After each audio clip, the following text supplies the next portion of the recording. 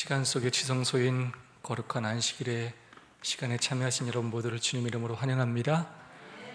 하나님께서 준비하신 그 놀라운 은혜와 축복을 마음껏 누리시는 모든 성도님들이 되시기를 간절히 소망합니다. 다른 안식일도 행복하지만 오늘은 더 기분이 좋고 행복한 것 같습니다. 우리 남경 집사님이 저녁 집회 못 오시다가 오랜만에 또 함께 이동훈 집사님과 오셔서 교회가 얼마나 또 활력이 넘치는지 모르겠습니다. 잘 회복해 하신 하나님께 진심으로 감사를 드립니다.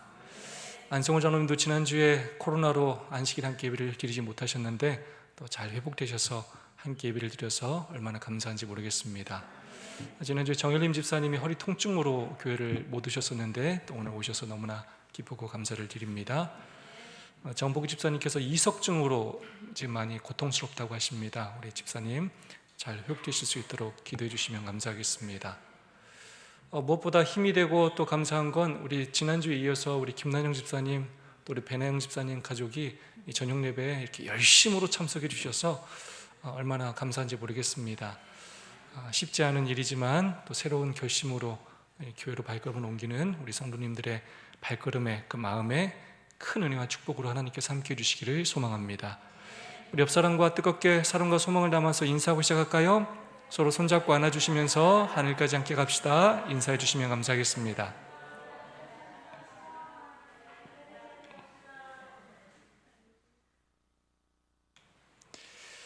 네, TMI 실천해 보세요. 쓰레기나 휴지가 보이면 주우세요. 참 죽기 싫죠? 네, 죽기 싫어요. 네, 죽기 싫은데 이게 마음을 바꿔먹고 내가 주워야지 라고 결심해야 되더라고요. 네, 참 그래서 사람들이 죽기 싫어하는 거예요. 손이 더러워지고. 네. 네, 그래서 우리가 주워야 합니다. 누구나 다 하기 싫어하는 일을 이제 하라는 얘기 같아요. 누구에게나 성경을 가르쳐 주세요. 네. 이 성경이 이제 논쟁이 되면 사실 진리를 전하기는 굉장히 어렵습니다. 먼저 다른 점을 이야기하기보다는 공통점을 찾고 진리가 들어갈 수 있도록 마음을 열 수 있는 관계를 맺는 일에 더욱더 집중하면 좋겠습니다. 버스, 지하철에서 노약자에게 자리를 양보하세요. 이것도 생각보다 힘들 때가 많이 있습니다. 내 몸이 피곤하고 힘들고 어렵게 자리를 잡으면 그 양보하는 게 쉽지 않은데 또 그렇게 배려할 수 있는 우리 모두가 되면 좋겠습니다. 제 2과입니다. 신성의 증거들. 이 증거를 영어로 좀 다르게 또 표현하면 신성의 표적들이라고 할 수가 있겠습니다. 자, 2과 기억절 한번 읽어보도록 하겠습니다. 예수께서 이르시되 나는 부활이요 생명이니 나를 믿는 자는 죽어도 살겠고 무릇 살아서 나를 믿는 자는 영원히 죽지 아니하리니 이것을 내가 믿느냐.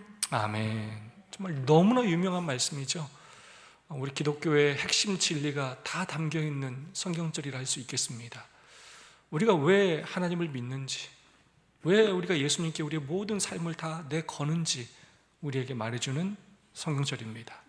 예수께서 이르시되 나는 부활이요 생명이니 나를 믿는 자는 죽어도 살겠고 무릇 살아서 나를 믿는 자는 영원히 죽지 아니하리니 이것을 내가 믿느냐?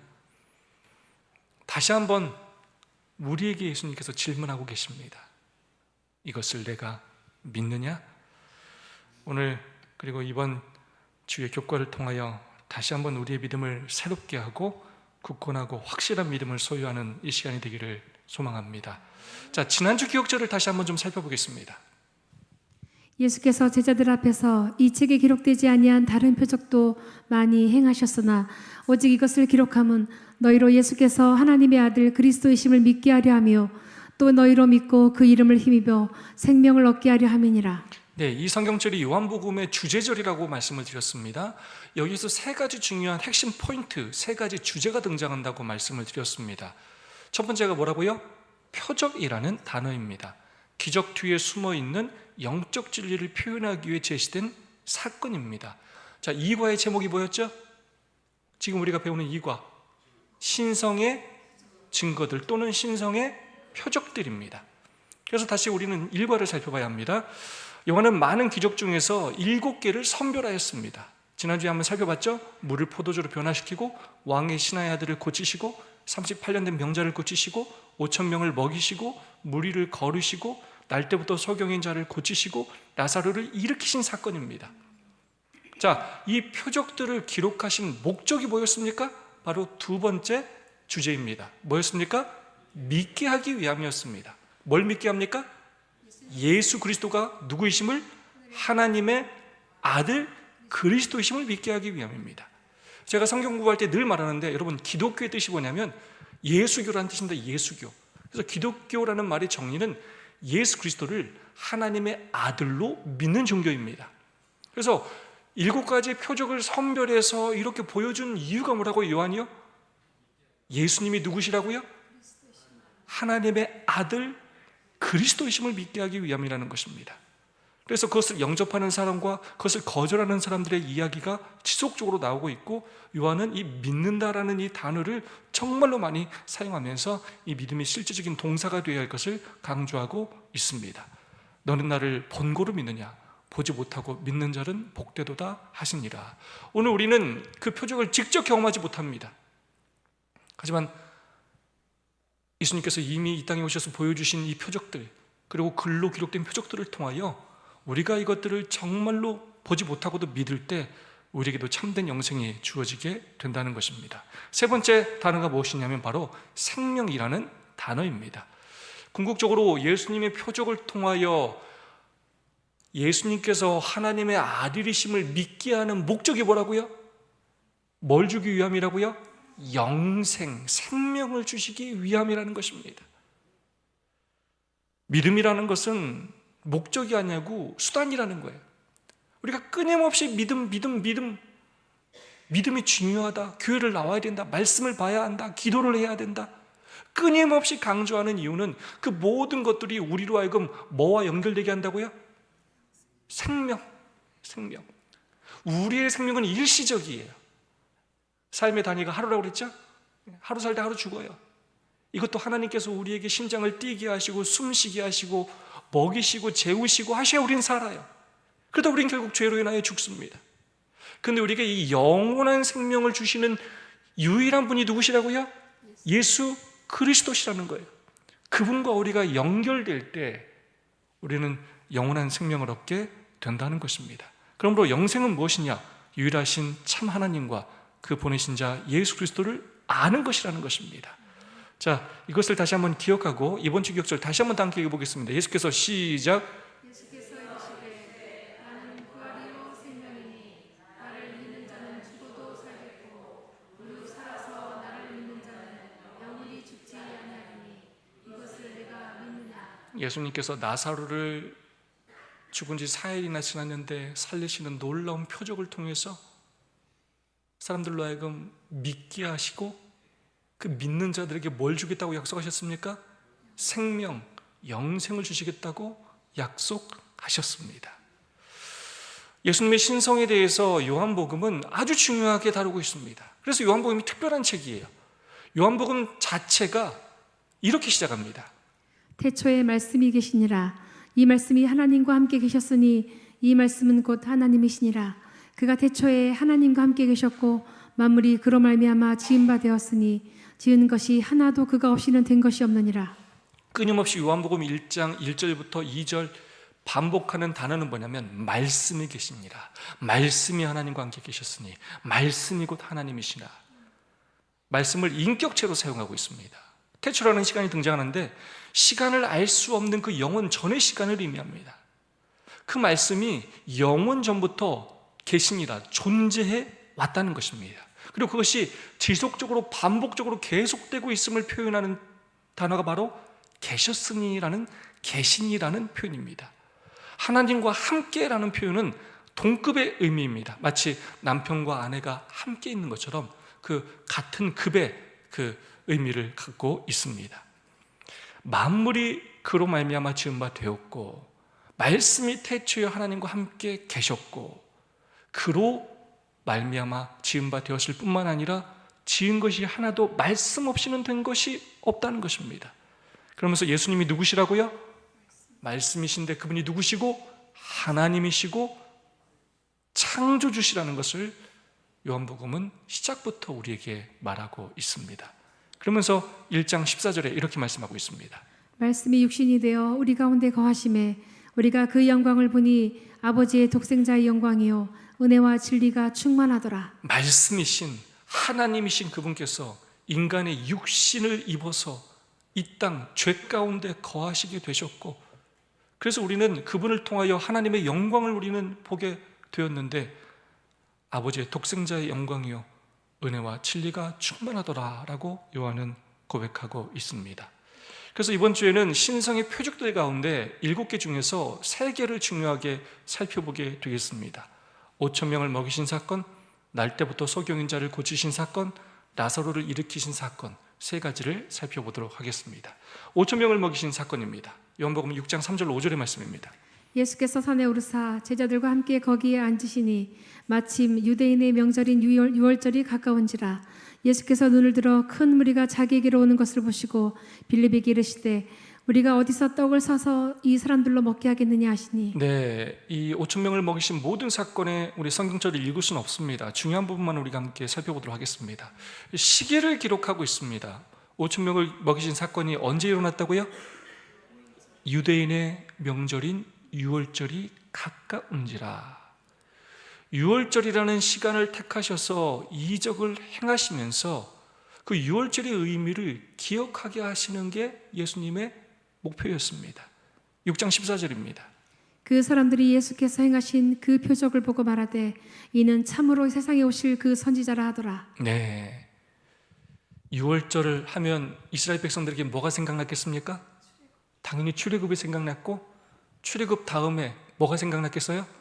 광야 생활이 생각이 났습니다. 결국 그들이 지금 어떤 기적을 봤습니까? 떡의 기적을 봤어요. 아무것도 먹을 것이 없는 그 광야에서 그들을 먹이신, 만나를 이루신 그 놀라운 하나님의 기적을 경험했는데, 배고파서 굶주렸던 그들에게 오병이어를 통하여 떡을 배불리 먹게 하신 그 예수님을 그들이 경험한 것입니다. 그걸 통해서 그들이 뭐라고 고백을 했다고요? 야, 이는 참으로 세상에 오실 그 선지자라. 여러분, 이 말은 누가 한 말입니까? 이 말 누가 한 말이에요? 이 말은 구약 성경에서 모세가 한 말이에요. 신명기 18장 15절입니다. 네 하나님 여호와께서 너희 가운데 내 형제 중에서 너를 위하여 나와 같은 선지자 하나를 일으키시리니 너희는 그의 말을 들을지니라. 나와 같은 선지자가 올 것이라고 그랬어요. 오면 너희는 그의 말을 들을지니라라고 모세가 말하였습니다. 근데 그분이 바로 누구셔요? 예수 그리스도예요.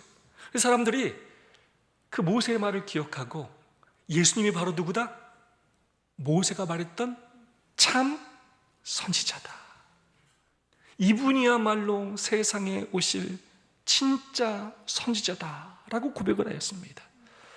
많은 사람들이 그 기적을 통하여 예수님을, 그들을 구원할 메시아로서 바라보게 되었다는 것입니다. 유월절과 모세 그리고 5천 명을 먹이신과 예수님은 굉장히 비슷한 상관관계가 있습니다.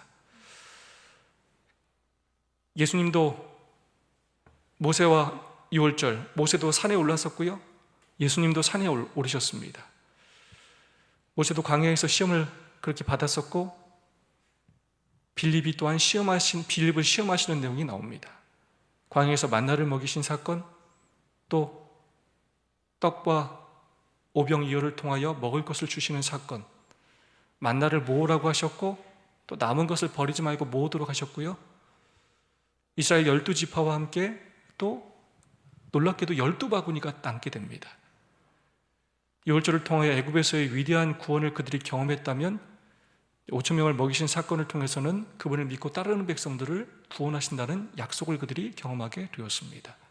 그래서 유월절을 통하여 지도자 모세에 대한 그들이 신뢰를 하게 되었을 뿐만 아니라 5천 명을 먹이신 사건을 통해서 예수님이 바로 모세가 말했던 나와 같은 선지자라는 것을 믿게 되었다는 것입니다.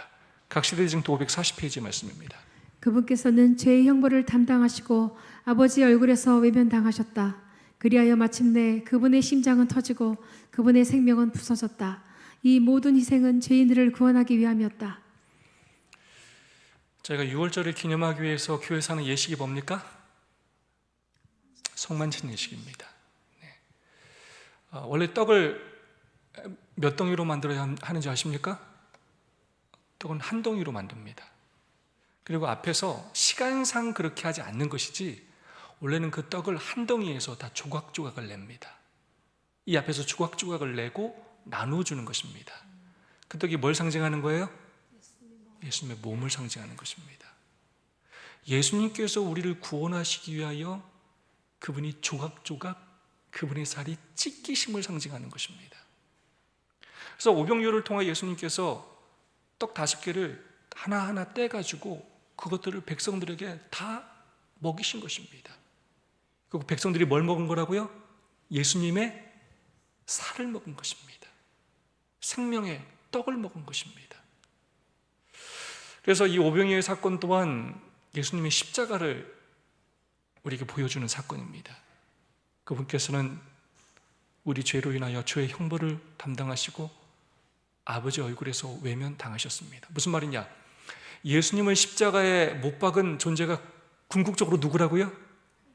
하나님이셔요. 에덴 동산에서 어린 양을 잡은 존재가 누구예요? 하나님이셔요. 하나님께서 아담과 하와를 살리시기 위해, 우리를 살리시기 위해 독생자인 예수 그리스도를 십자가에 못 박으신 것입니다. 외면하셨어요. 내려와서 정말 구해주고 싶었지만 하나님께서 그렇게 하지 않으셨어요. 그리하여 마침내 그분의 심장은 터지고 예수님의 심장이 죄의 무게로 터지고 그분의 생명은 갈기갈기 부서지고 찢기셨는데 그 모든 희생은 죄인들을 구원하기 위함이라는 것입니다. 떡은 예수님의 살을 의미하고 그 다음 6월절에서 실제로 예수님은 십자가에서 그분의 살이 찢기시는 그 고통을 당하시고 우리 죄를 위하여 돌아가시게 됩니다. 우리가 그 살을 먹었기에 우리가 하나의 운명 공동체가 되는 것이고 영원한 생명을 얻게 되는 것입니다. 교훈의 말씀입니다.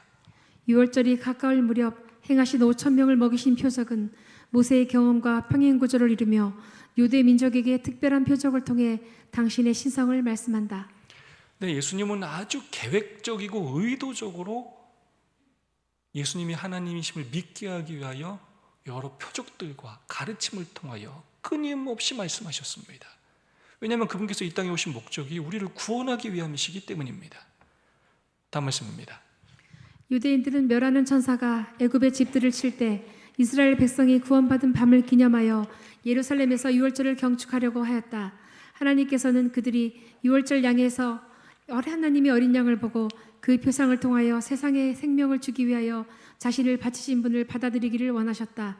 그러나 유대인들은 표상 그 자체를 가장 중요시하는 반면에 그 의미는 무시하였다. 그들은 주님의 몸을 식별하지 못하였다. 정말 중요한 표현이 등장합니다. 표상은 중시하고 의미는 무시했다는 거예요. 겉의 형식은 중요하게 생각하는데 늘 본질을 놓쳤다는 거예요. 그들이 그렇게 중요했던 율법, 그렇게 율법 강조했지만 뭐가 없었어요? 율법의 핵심이 뭡니까? 사랑인데 사랑이 하나도 없었어요. 늘 남을 정죄하고 비난하는 게 그들이 안식일에 하는 주요한 일이었어요. 교회 와서 안식일 거룩히 지키고 예배하고 금식하고 성경절을 암송하고 때로 구제도 하고 다 하는데 다 뭐 없이 한다고요? 사랑 없이. 여러분, 우리도 그렇게 살 수 있습니까? 얼마든지 그렇게 살 수 있어요. 우리의 신앙이 길어질수록, 행위가 반복될수록, 우리가 중요하게 여기는 규칙들이 많아질수록 우리도 그렇게 살기가 굉장히 쉬워요. 그것뿐만 아닙니다. 유대인들은 정말 많은 것에 있어서 형식은 중요하게 여겼지만 그 핵심을 놓치는 경우들이 너무나 많았습니다. 그래서 그들의 신앙은 외식적이었고 형식적이었습니다. 마음과 마음이 전해지지 않았고 말씀이 그들의 삶이 되지 못하였습니다. 결국 외식하는 자로 그렇게 예수님께 정죄받는 삶을 살 수밖에 없었습니다. 오래소집니다. 참으로 세상에 오실 그 선지자라. 6장 14절 15절 말씀입니다. 그 사람들이 예수의 행하신 이 표적을 보고 말하되 이는 참으로 세상에 오실 그 선지자라 하더라. 그러므로 예수께서 저희와 와서 자기를 억지로 잡아 임금 삼으려는 줄 아시고 다시 혼자 산으로 떠나가시니라. 와, 예수님께서 그 기적을 베풀었을 때 사람들이 어땠을까요? 정말 놀라지 않았을까요? 말로만 들었던, 조상들에게 들었던 그 만나에 대한 그런 기적이 지금 자기들의 눈앞에서 이루어진 것입니다. 그들은 너무나 기뻤고, 진짜 누가 왔다? 메시아가 왔다. 우리를 구원할 메시아가 왔다 라고 그들은 확신하게 되었습니다. 유대인들이 기다렸던 메시아는 무엇이냐면 로마의 압제로부터 그들을 구원해 줄 정치적인 메시아를 그들은 원했습니다. 전쟁에서 굉장히 중요한 일이 무엇이냐면 로마를 무너뜨려야 되는데 전쟁에서 중요한 것이 바로 군대, 병사를 먹이는 일이었고 또 사망자나 부상자가 나왔을 때 그들을 관리하는 일이었습니다. 근데 예수님 보니까 이게 다 가능해요. 예수님이 왕이 되신다면 우리가 로마의 압제로부터 벗어나는 건 일도 아니다 라는 확신을 갖게 되었습니다. 예수님은 뭘 주러 오셨는데요? 자신의 생명을 버리시어 우리에게 영생을 주러 오셨는데 그들은 그것은 생각하지 않고 자신들의 눈앞의 이익을 바라보고 자신의 뜻대로 예수님을 활용하려 하였다는 것입니다. 그럼에도 불구하고 예수님은 이 기회를 통해 생명의 떡이신 것을 보여주려고 노력하셨습니다.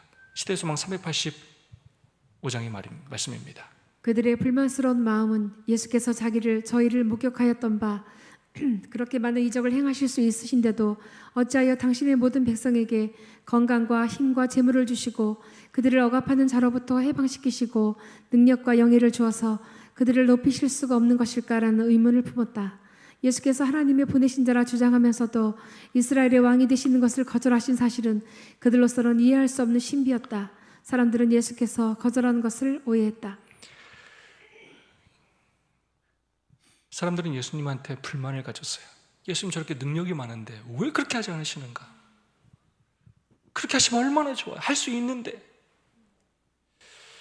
예수님께서 진짜 우리에게 주시고자 하는 것이 무엇인지에는 관심이 없었고 그들이 예수님께로부터 무엇을 얻을지에만 관심이 많았습니다. 예수님께서는 더 큰 걸 주기를 원하셨는데 그들은 작은 것을 원했습니다. 우리도 그렇게 예수님께 기대하고 또 우리의 기대대로 예수님께서 응답하지 않으셔서 불만스러운 마음을 가질 때가 많이 있습니다. 내가 아플 때 나를 빨리빨리 좀 치료해 주시고 경제적으로 어려울 때 기도하면 빨리빨리 이것도 좀 해결해 주시고 이렇게 해가지고 하나님의 살아계심을 빨리빨리 전하고 하면 얼마나 좋겠어요 이게. 근데 항상 우리가 기도하는 대로만 그것이 이루어지진 않아요.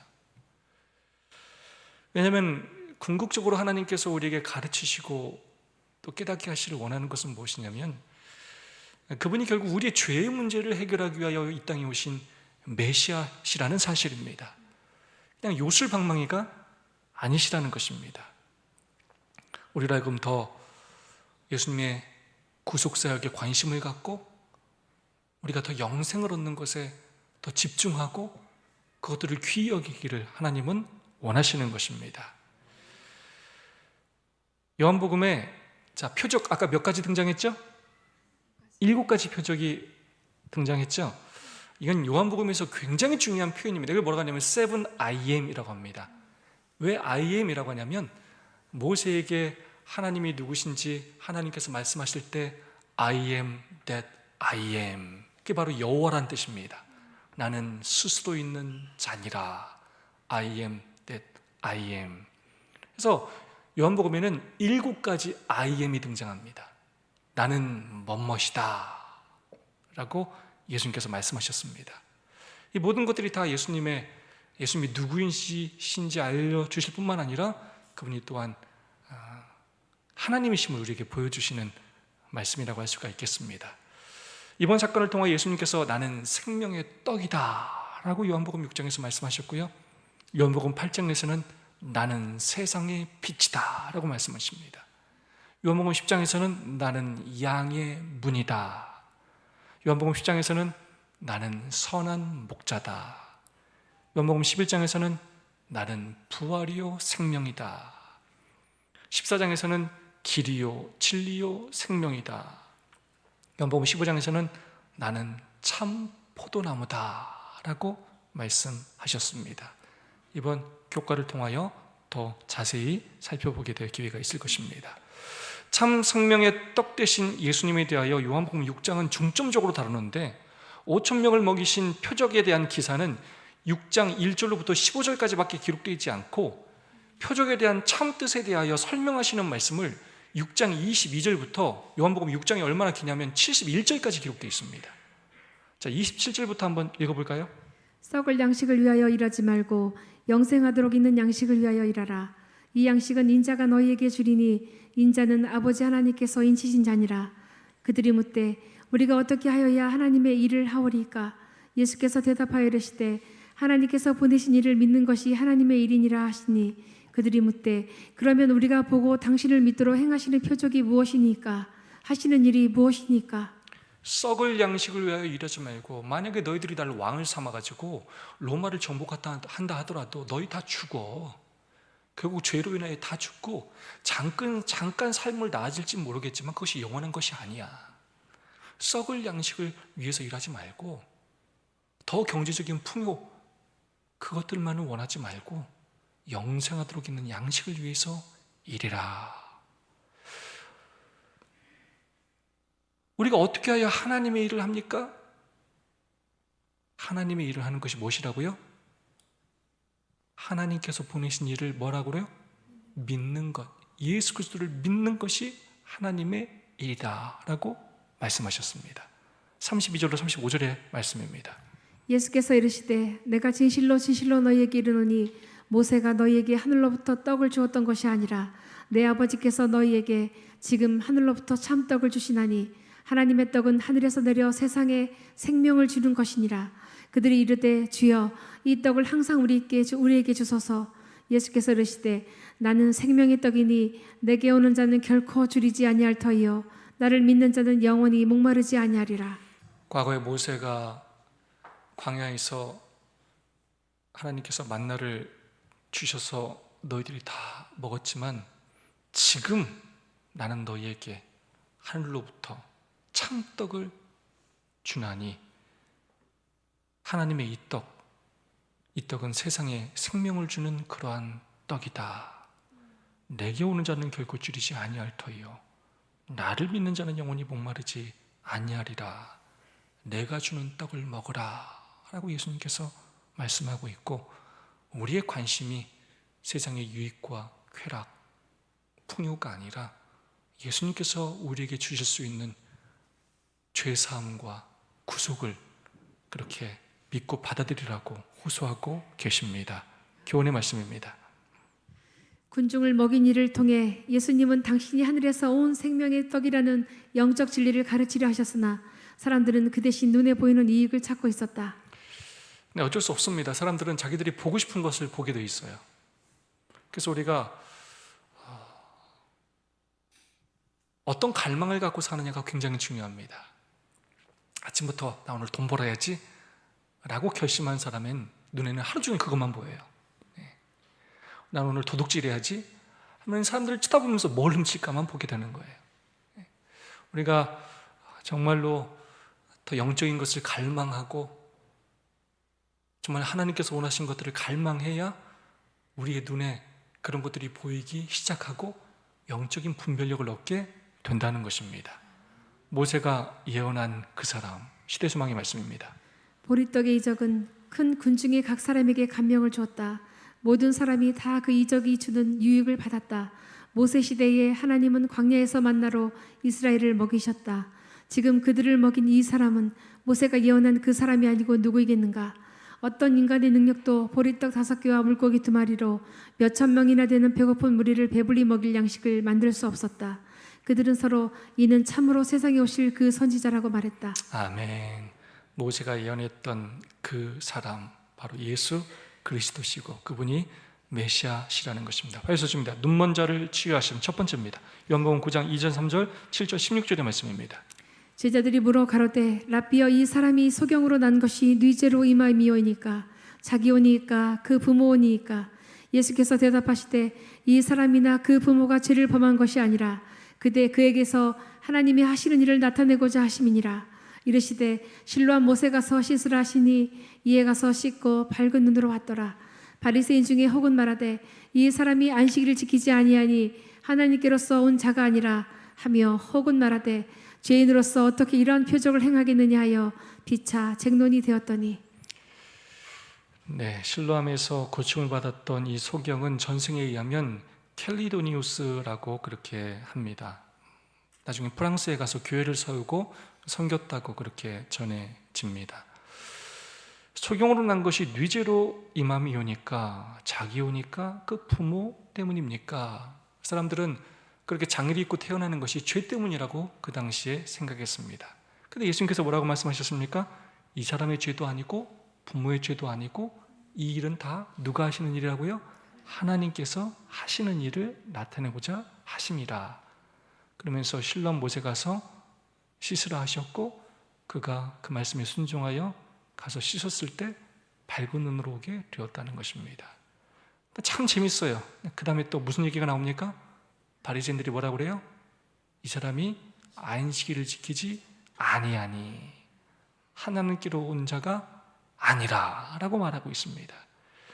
그러면서 또 다른 사람은 죄인으로서 어떻게 이러한 표정을 행하겠느냐 하면서 서로 쟁론을 하게 되었다는 것입니다. 질병과 죄의 연관성 그리고 하나님이 하시는 일을 나타내는 그 두 가지가 상반되게 등장하고 있습니다. 날 때부터 소경된 자 두 부류를 비교하며 대조하고 있습니다. 날 때부터 소경된 자 그리고 유대의 종교 지도자들. 날 때부터 소경된 자가 육신적 소경이었다면 유대 영적 지도자들은 영적인 소경이었습니다. 아무리 이 이적을 통하여 하나님이 누구심을 보여줘요? 예수님이 누구시라는 걸 보여줘요? 하나님이심을 보여줘도 육적인 소경은 그것들을 깨닫게 되는데 어두움에 있다가 밝은 빛을 보면서 예수님을 통하여 깨닫게 되는데 이 영적인 소경들은 어두움에 빛에서 빛으로 가는 게 아니라 어둠에 있다가 더 깊은 어두움으로 가고 있는 것입니다. 그런 놀라운 표적을 보고도 이게 지금 안식일에 뭐 했다고요? 죄졌다고요. 네. 지금 이런 말을 하고 있는 것입니다. 교훈의 말씀입니다. 눈먼 것이 그의 죄 때문이라는 생각에 대해 그분은 주의 영광을 위한 것이라고 하셨다. 맹인은 예수를 보기 시작했지만 보던 이들은 그 실체를 보지 못한다. 보이지 않는데도 믿는 사람이 있고 아무리 봐도 믿지 못하는 사람이 있어요. 결국 우리의 마음의 상태가 우리의 구원을 결정하는 것입니다. 지금도 다 똑같이 듣는 것 같지만 마음이 심겨지는 건 다 달라요. 정말 놀라운 일이죠. 똑같이 공부를 다 여기 배워도 한 학생들이 같은 반에서 수업을 해도 다 달라요. 우리가 귀를 열고 마음을 여는 것이 정말 중요합니다. 많이 안다고, 아는 것은 중요하지만 많이 안다고만 구원을 받는 것이 아닙니다. 믿어야 합니다. 그리고 행해야 합니다. 안식일에 살인을 계획한 이들, 시대소망의 말씀입니다. 바리새인들은 이 눈먼 사람을 고쳐주신 분께서 바로 안식일을 제정하시고 안식일의 모든 의무를 하시는 분이심을 알지 못하였다. 바리새인들은 안식일을 준수하는데 매우 열심히 있는 것처럼 보였으나 바로 그날의 살인을 계획하고 있었다. 그러나 많은 사람은 이 이적에 대한 말을 듣고 큰 감동을 받았으며 소경의 눈을 뜨게 한 그분은 보통 사람이 아니라는 것을 깨달았다. 그 놀라운 표적을 보고 기적을 보고 그 사람이 나은 것을 기뻐하고 축하해주고 용기를 주고 격려해주는 일을 한 게 아니라 그런 놀라운 일을 베푸신 예수님에 대하여 관심을 갖고 이분이 정말로 성경에서 예언한 그 메시아가 아닌가 이런 생각을 한 게 아니라 안식일을 준수하지 않았다고 예수님을 죽여야 되겠다고 계획을 세우게 되었다는 것입니다. 그들이 그렇게 중요하다고 여기던 그 안식일에 살인할 계획을 세우게 되었다는 것입니다. 잘못된 신앙이, 잘못된 신념이 이렇게 무서워요. 우리도 예외가 아닐 수 있어요. 늘 우리는 나는 틀리지 않고 옳다고 생각하기 때문에 우리도 동일한 죄를 저지르기가 굉장히 쉬워요. 그래서 어린아이와 같은 믿음이 필요하고, 저는 때로 누구한테 참 많이 배우냐면 초신자들한테 참 많이 배워요. 우리는 초신자들한테 배워야 되고, 때로는 예수님을 안 믿는 사람들한테도 많이 배워요. 우리가 늘 정말로 어린아이와 같은 믿음으로 다른 사람들을 또 귀히 여기고 하나님의 은혜에 감사하고 늘 겸손한 신앙생활을 하는 것이 정말로 중요하겠습니다. 순서줍니다. 눈먼 자를 치유하심. 요한복음 9장 말씀입니다. 이에 소경되었던 자에게 다시 묻되 그 사람이 내 눈을 뜨게 하였으니 너는 그를 어떠한 사람이라 하느냐? 대답하되 선지자니이다 한데, 그 부모가 이렇게 말한 것은 이미 유대인들이 누구든지 예수를 그리스도로 시인하는 자는 출교하기로 결의하였으므로 저희를 무서워함이로라. 이 사람이 하나님께로부터 오지 아니하였으면 아무 일도 할 수 없으리이다. 저희가 대답하여 하르되 내가 온전히 죄 가운데서 나서 우리를 가르치느냐 하고 이에 쫓아내어 보내니라. 네, 그 소경되었던 자들에게 유대인들이 물었습니다. 야, 그 사람이 내 눈을 어떻게 뜨게 하였느냐? 너는 그를 어떠한 사람이라 하느냐? 그랬을 때 그 눈 떴던 사람이 선지자입니다 라고 대답했습니다. 그러니까 이 유대인들이 또 누구한테 찾아가서 얘기하냐면 부모한테 찾아가서 또 물어봅니다. 그러나 그들은 그 당시에 예수님을 그리스도로 시인하는 자는 출교를 당하였기 때문에 무서워서 대답을 하지 않고 자기 아들에게 가서 물어보라고 또 얘기를 합니다. 이 사람이 하나님께로부터 오지 아니하였으면 아무 일도 할 수 없으리이다.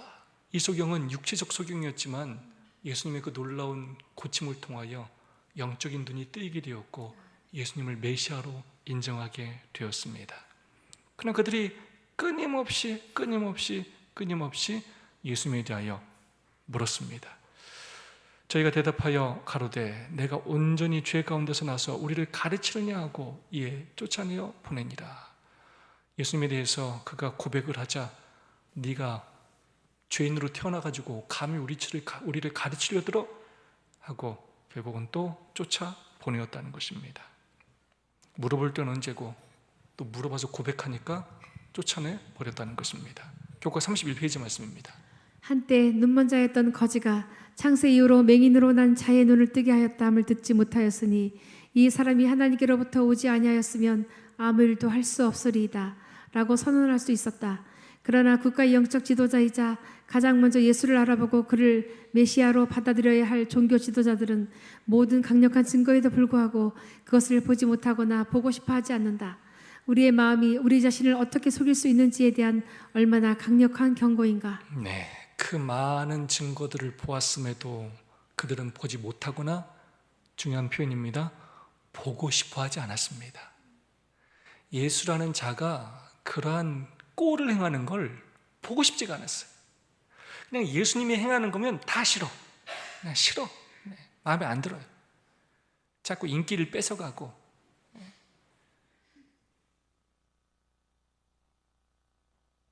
자기들의 미래가 예수님 때문에 불안해지고 두려워지기 시작했습니다. 요한복음 9장 35절로 38절입니다. 예수께서 그들이 그 사람을 쫓아냈다 하는 말을 들으셨더니 그를 만나서 이르시되 내가 인자를 믿느냐? 대답하여 이르되 주여 그가 누시오니까 내가 믿고자 하나이다. 예수께서 이르시되 내가 그를 보았거니와 지금 너와 말하는 자가 그이니라. 이르되 주여 내가 믿나이다 하고 절하는지라. 네, 예수님께서 고쳐주실 때는 예수님이 누군지 못 보지 않았습니까? 그리고 쫓겨남을 받은 그를 예수님께서 다시 찾아가셔서 내가 인자를 믿느냐? 내가 믿고자 하나이다.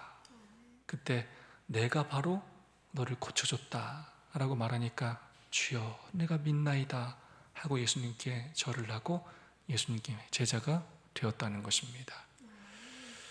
어떤 편견도 갖지 않고 정말 그를 고쳐주신 예수님을 곧바로 영접하는 놀라운 일이 일어난 것입니다. 교훈의 말씀입니다. 요한복음 9장은 세상의 빛이신 그분에 대해 설명한다. 어떤 이들은 이에 대해 믿음으로 반응하지만 지도자들은 이를 거부하는 영적 어둠 가운데 있다. 아멘. 네, 우리가 참 많은 말씀을 들어요. 네. 너무 자주 들으니까 사실은 어쩌면 너무 그냥 무뎌지기가 쉬워요. 그냥 듣고 지나고 뭐 그냥 그러려니 하고 이래가 굉장히 쉬워요.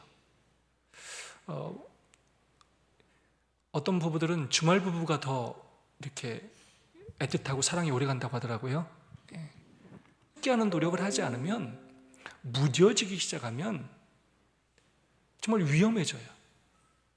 우리가 말씀을 자주 들을 때마다 그 말씀을 간절히 진실되이 받기 위해서 많은 노력을 해야 하고, 그래서 교회 왔을 때 기도할 때 오늘 이 말씀이 내 마음 가운데 심겨지게 해달라고 기도해야 하고, 우리가 온 마음을 다하여 집중하고 한 말씀도 놓치지 않게 하여 노력하는 그런 일들이 필요한 것입니다.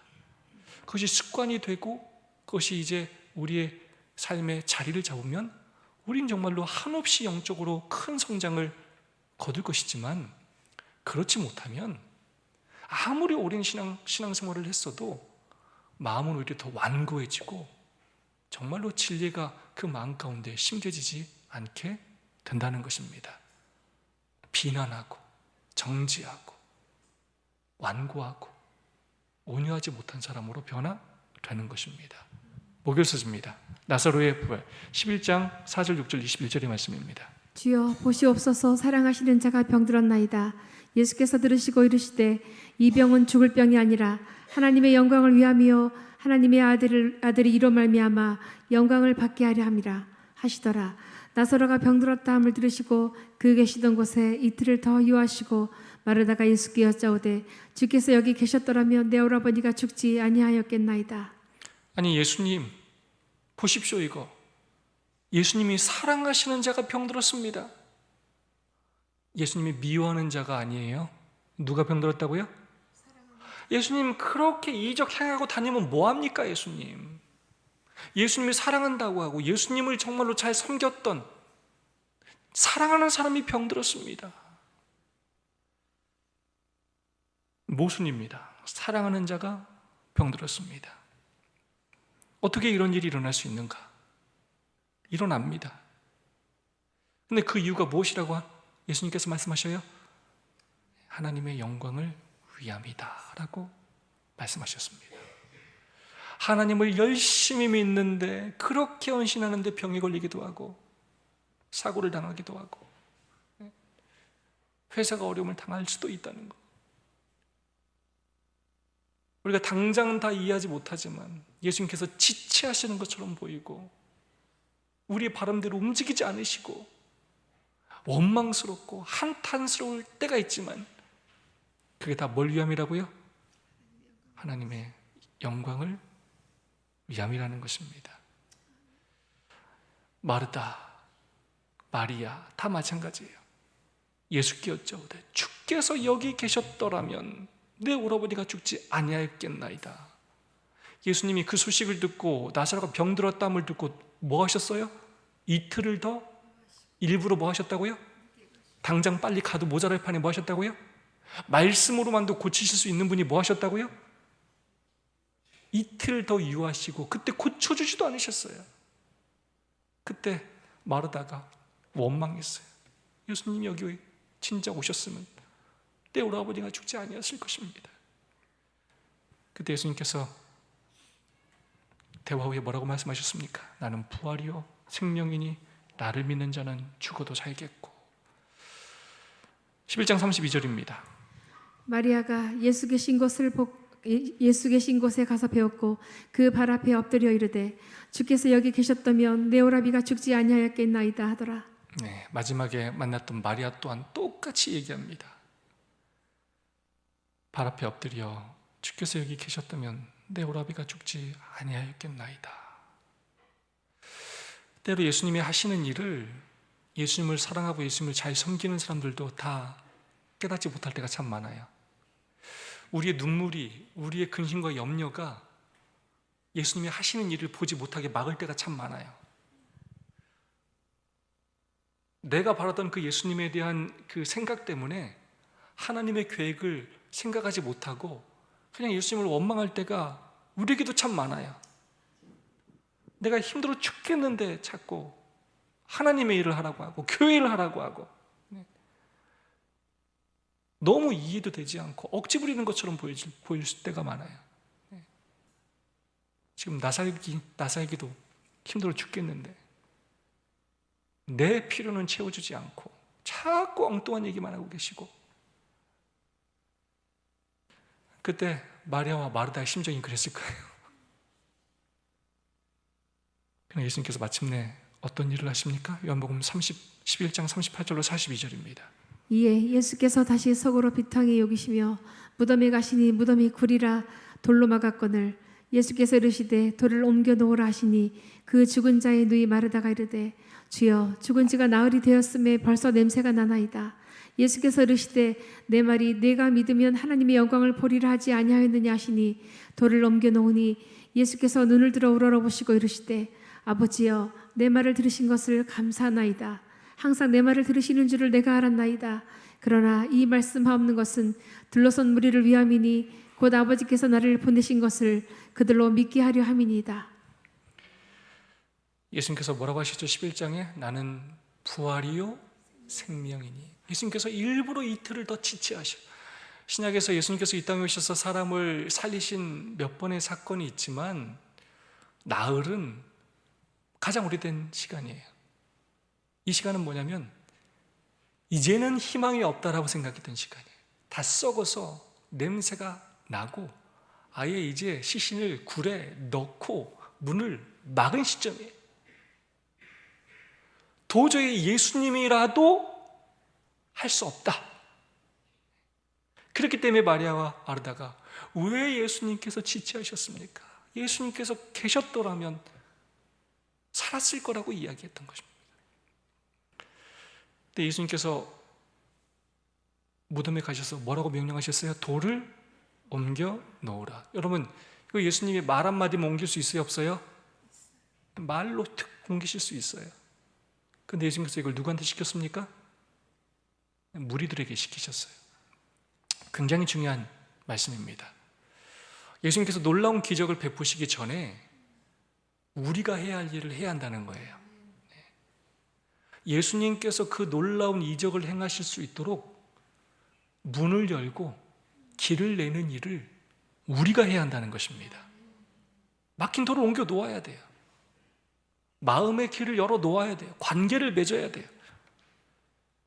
우리가 해야 할 일을 할 때 하나님께서 놀라운 역사를 이루실 수 있다는 것입니다. 우리가 사람을 살릴 수는 없지만 부활이요 생명이신 예수님이 그 사람 마음에 들어갈 수 있도록 마음의 문을 여는 일을 우리가 할 수 있다는 것입니다. 예수님께 나아갈 통로를 만드는 일에 우리가 헌신해야 한다는 것입니다. 죽은 지가 나흘이 되었음에 벌써 냄새가 나나이다. 썩고 있었어요. 내가 믿으면 하나님의 영광을 보리라 하지 아니하였느냐 하시니 돌을 옮겨 놓으니 예수께서 눈을 들어 우러러보시고 이르시되 아버지여 내 말을 들으신 것을 감사하나이다.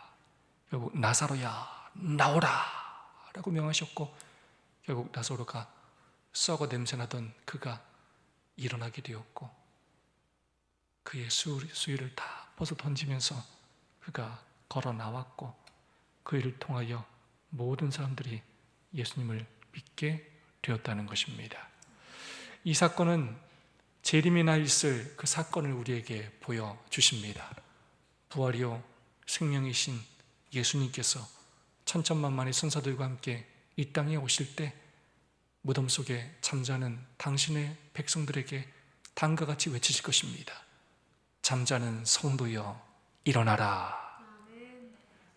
그분께서 우리 이름을 부르실 때 먼지가 되었던 우리들은 다시금 영원한 생명을 그렇게 얻을 것이고 썩지 않을 몸으로 불멸의 몸으로 일어날 것이고 변화되어 공중으로 끌어올림을 당하게 될 것입니다. 그래요. 사랑하는 우리 주님과 영원이라는 시간을 함께 보내게 될 것입니다.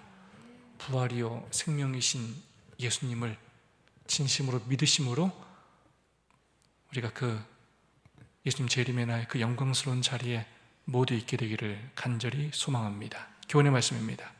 예수님은 나사로의 죽음이라는 계기를 통해 당신이 부활이요 생명이라는 중요한 진리를 드러내셨다. 네, 지체하신 후 마지막 말씀입니다. 예수께서 지체하심은 나사로를 죽음에서 부활시킴으로 완고하고 불신하는 백성들에게 그가 부활이요 생명이라는 또 다른 증거를 보이시기 위함이었다. 그는 이스라엘에 방황하는 가련한 양들의 모든 희망을 좌절시키기를 원하지 않으셨다. 그리스도의 마음은 그들이 회개하지 않기 때문에 찢어지는 듯하였다. 그리스도는 자비로운 마음으로 당신은 만물의 회복자요 생명과 불멸을 가져올 수 있는 분이라는 또 하나의 확증을 주시기로 계획하셨다. 예수님은 얼마나 빨리 고쳐지고 싶으셨겠습니까? 마리아와 마르다가 아파하는 것 얼마나 예수님 마음이 아프셨겠어요. 그러나 예수님께서 그들에게 강력한 메시지를 주시고 그들로 하여금 믿게 하기 위하여 예수님께서 그 모든 시간을 참으시면서 그 놀라운 표적을 계획하신 것입니다. 나눔 및 적용 시간입니다. 나의 눈과 귀를 막는 나의 신앙의 전통과 관습은 무엇이 있는 것 같습니까? 한번 여러분 스스로를 돌아보시고 어떻게 살지 다시 한번 새롭게 결심하시고 서로를 위해서 기도해 주시면 감사하겠습니다. 3분 정도씩 그렇게 자리를 이동하시고 짝을 정하시어 서로 말씀을 나누고 기도하는 시간을 갖도록 하겠습니다.